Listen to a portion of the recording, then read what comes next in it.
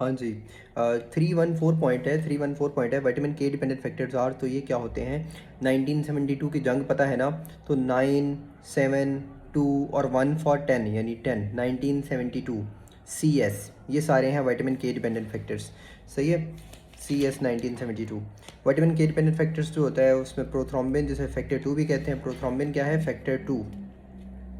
और ये कन्वर्ट होता है, यानी वो कन्वर्ट प्रोथ्रोम्बिन, यानी थ्रोम्बिन से पहले वाला होता है फैक्टर 2।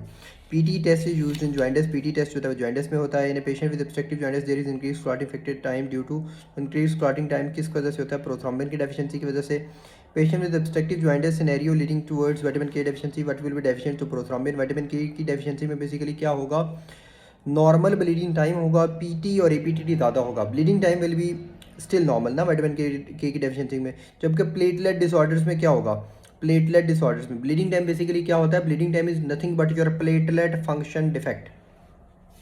अगर ब्लीडिंग टाइम जो है इज़ योर प्लेटलेट फंक्शन, सही है, तो ब्लीडिंग टाइम जो है वो इंक्रीज होगा जब प्लेटलेट डिसऑर्डर्स होंगे।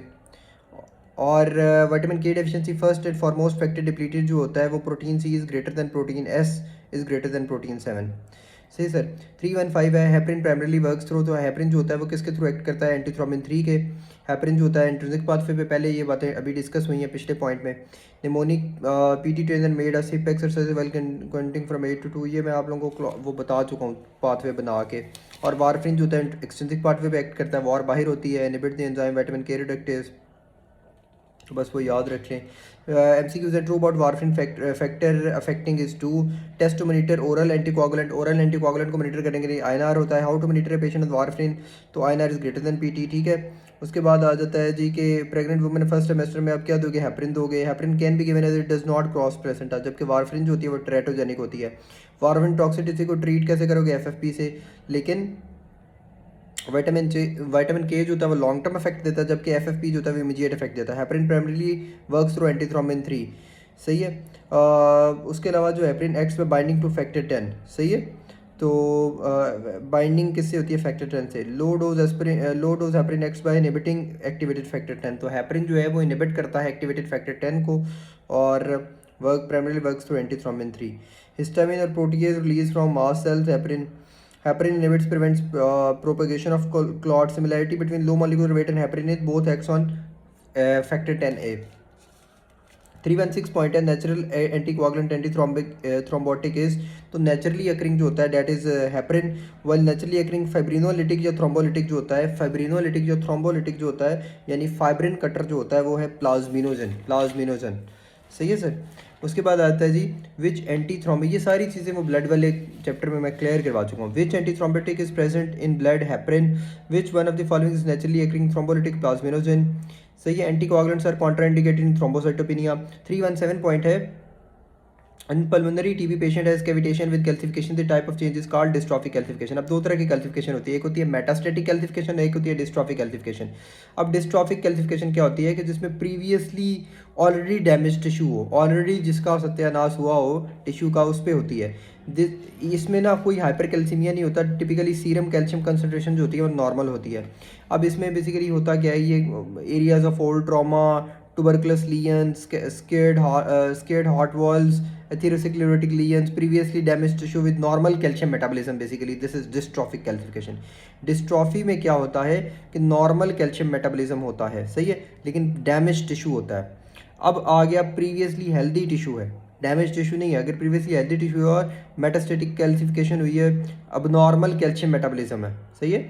अब उसमें क्या है कि कैल्शियम मेटाबॉलिज्म जो है वो अब नॉर्मल होती है, जबकि टिश्यू जो है वो हेल्दी होता है। और डिस्ट्रॉफिक में जो होता है डैमेज होता है टिश्यू, डिसऑर्गेनाइज्ड होता है टिश्यू, सही है, और नॉर्मल होती है कैल्शियम की मेटाबॉलिज्म। उसके अलावा मेटास्टेटिक के में hypercalcemia most often results from any of the following. Hyper parathyroidism की वजह से हो सकता है, ऑस्टियोलिटिक ट्यूमर्स की वजह से हो सकता है, हाइपरविटामिनोसिस की वजह से हो सकता है, मिल्क अल्कली सिंड्रोम की वजह से हो सकता है। MCQ में देख लेते हैं, cause of pulmonary TB with cavitation shows dystrophic calcification of baby with papilloma of choroid plexus. तो calcification will be in trigone of lateral ventricle. Most common cause of metastatic calcification kidneys, hyperparathyroidism. Mechanism involve in formation of psammoma bodies in papillary carcinoma thyroid, dystrophic calcification. 318 है, बार bodies diagnostic for. तो बार bodies किसके लिए होती हैं? Turner के लिए, diagnostic for Turner. जब best diagnosis for Turner कहें तो वो क्या होगा, best diagnosis for Turner basically karyotyping होती है, यानी अगर टर्नर के लिए हमने कोई इन्वेस्टिगेशन करवानी है तो कैरियोटाइपिंग। लेकिन डायग्नोस्टिक क्राइटेरिया टर्नर का क्या है, उसमें बार बॉडीज़ होती हैं, बार बॉडीज एब्सेंट इन तो टर्नर में एब्सेंट होती हैं, सही है, इसलिए वो डायग्नोस्टिक उसका हो जाता है। लेकिन बेस्ट डायग्नोसिस उसका बनता कैसे, कैरियोटाइपिंग से। स्केंटी बार बॉडी टर्नर, बार बॉडीज़ में टोटल एक्स क्रोमोसोम -1 होता है ना, तो टर्नर में तो 45X0 है, तो वो 0 हो जाएगा, यानी नो बार बॉडीज़।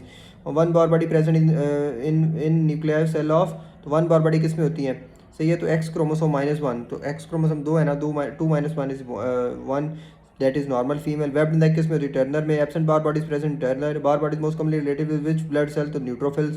319 पॉइंट है, कैरियोटाइप ऑफ ट्रू हार्माफ्रोडाइटिस, तो दैट इज 46XX या 46XY। 320 पॉइंट है, सूडो हार्माफ्रोडाइट विद 46XY, इसको करेक्ट करें, it must be 46XX। Adreno genital syndrome होता है, 46XX सूडो हार्माफ्रोडाइट क्या होता है, एड्रीनो जेनिटल सिंड्रोम। क्लाइनफिल्टर जो होता है 47XXY होता है। टर्नर सिंड्रोम जो है 45X0 होता है। मेल सूडो हार्माफ्रोडाइट जो है 46XX होता है, सही है। फीमेल हार्माफ्रोडाइट जो होता है वो 40, अच्छा मेल जो है वो 46XY होता है, फीमेल जो है 46XX होता है। तो 46XX और 46XY ये दोनों होते हैं कंप्लीट मोल, सही है सर। पार्शियल मोल कैरियोटाइप जो होती है वो 69 होती है, ये भी आता है 69 क्रोमोसोम, 69 XXX, 69 XXY, 69 XYY। तो ये कंजेनिटल एड्रीनल हाइपरप्लेजिया में 46XX होता है, ये अब बात होगी ना, कंजेनिटल एड्रीनोजेनिटल सिंड्रोम या कंजेनिटल एड्रीनल हाइपरप्लेजिया 46XX होता है, ये याद रखना है। और एम्बिगुअस जेनिटेलिया होते हैं।